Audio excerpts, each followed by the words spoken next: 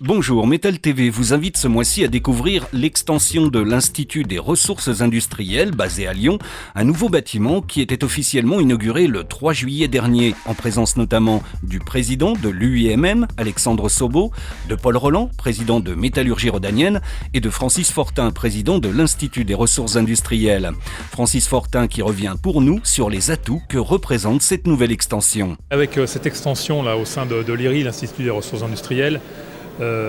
nous avons la chance maintenant d'élargir notre offre en termes d'alternance. Quantitativement d'abord, parce qu'à partir de 2015, on serait capable d'accueillir 1600 apprentis, 500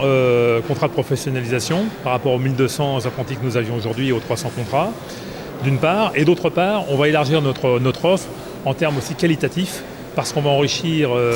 la formation au niveau des énergies nouvelles, au niveau des plateformes collaboratives avec notamment une partie pharmacie industrielle et aussi et surtout sur l'approche conduite de ligne et robotique, car il nous faut être à la pointe de la technologie, préparer l'industrie du futur au travers d'éléments tels que la robotisation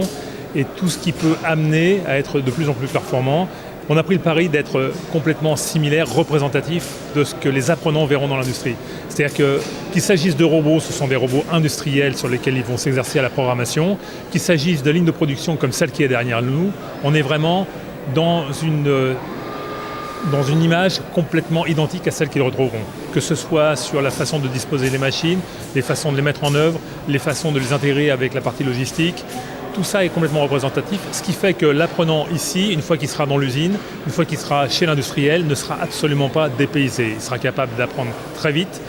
Il fera preuve, je pense, et nous en sommes convaincus, de flexibilité, d'adaptativité, ce qui fera la force, je pense, de l'industrie dans le futur.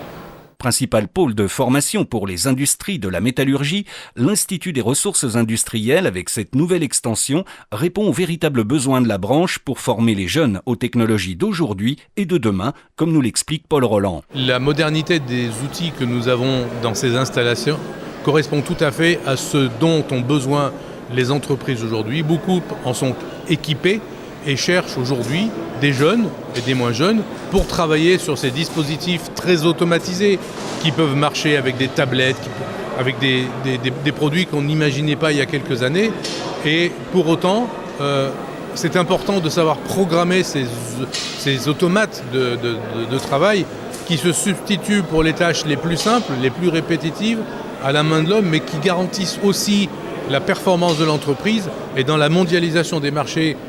que nous vivons en ce moment dans le monde industriel, mais aussi tous les mondes qui sont sur le commerce, aujourd'hui, cette mondialisation nous pousse à rationaliser les fabrications pour être beaucoup plus performants, garantir la qualité et le succès de tout ce qui est entrepris. Alexandre Sobo, président de l'UIMM, avait fait le déplacement pour apporter son soutien au projet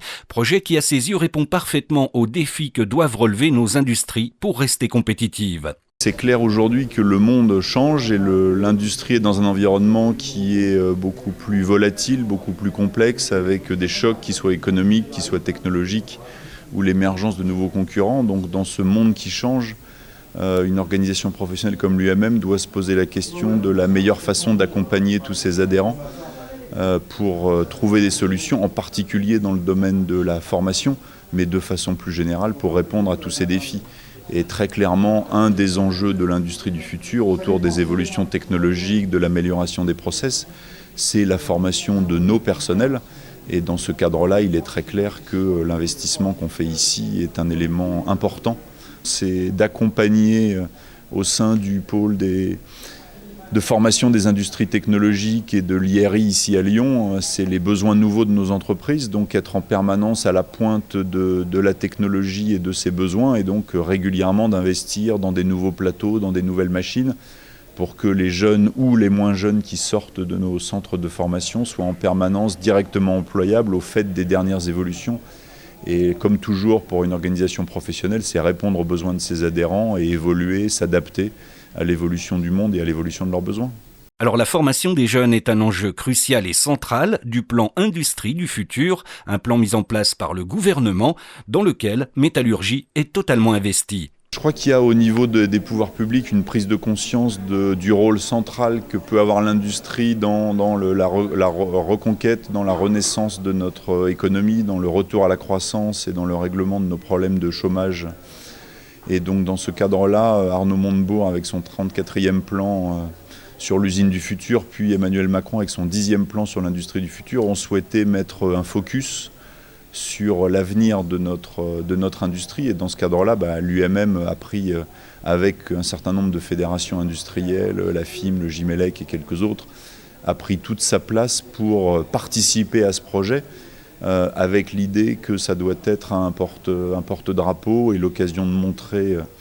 à tous nos concitoyens tout ce qu'on peut faire de bien dans nos usines pour évidemment attirer du monde, pour attirer des jeunes,